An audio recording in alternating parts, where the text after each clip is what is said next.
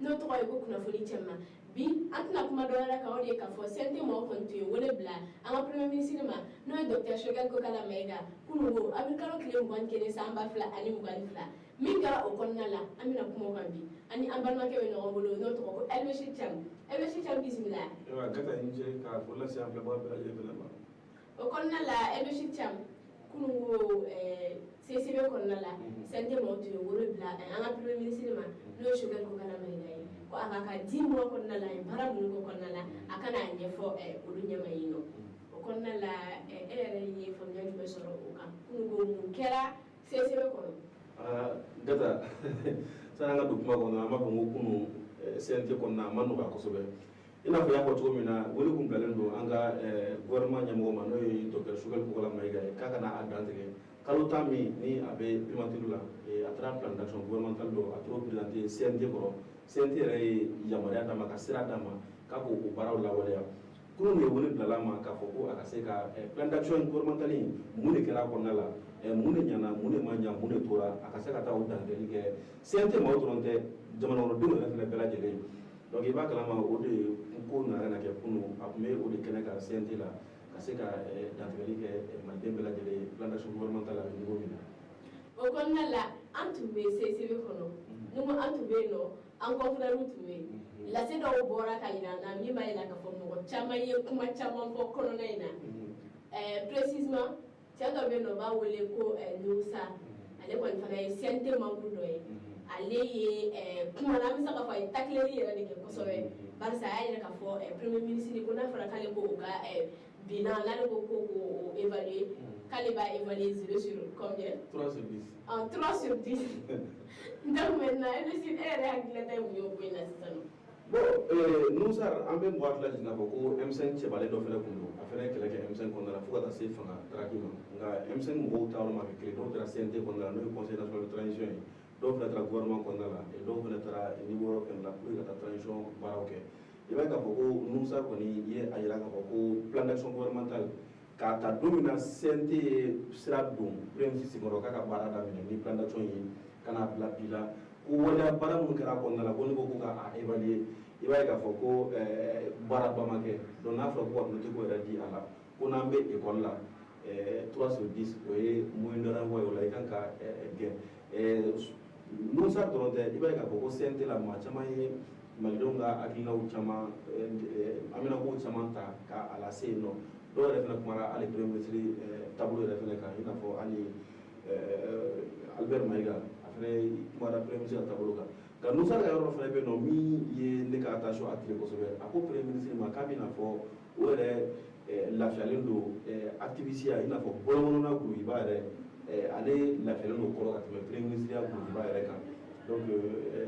ka ya ko quoi que tiers la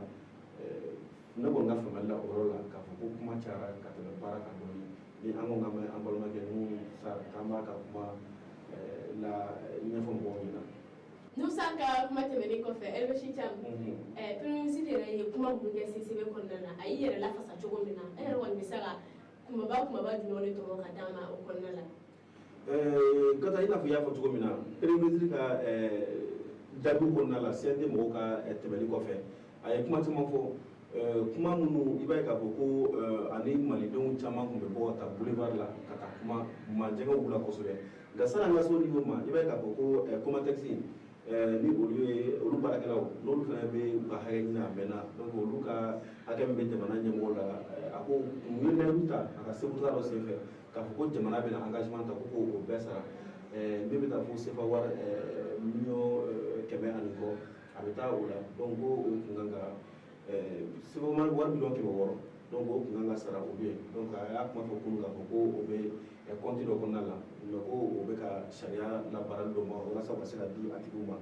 en même temps ko deme do nganga kunya shi mali ba deme be tali ke fo milliard ke mashigi boyo ko nganga ta di mali manga ko o kuma ne ala jamana ma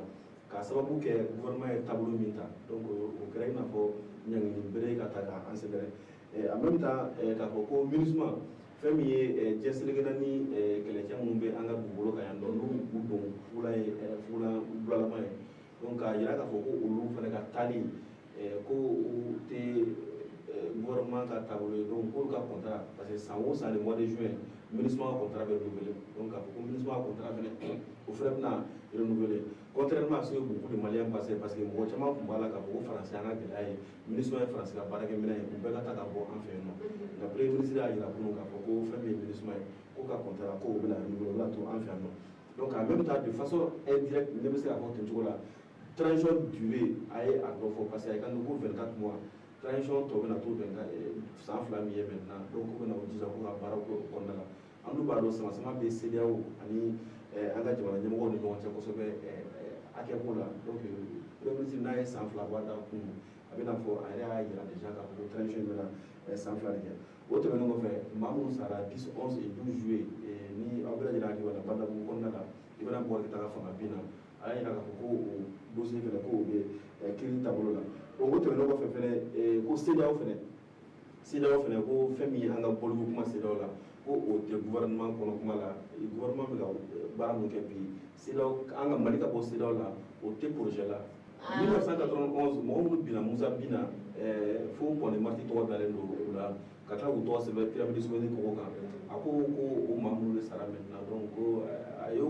kuma lase ka ɲɛsin o maaw de ma mais o maaw ni Ibrahima Boubacar Keïta fɛnɛ minnu sara Balabugu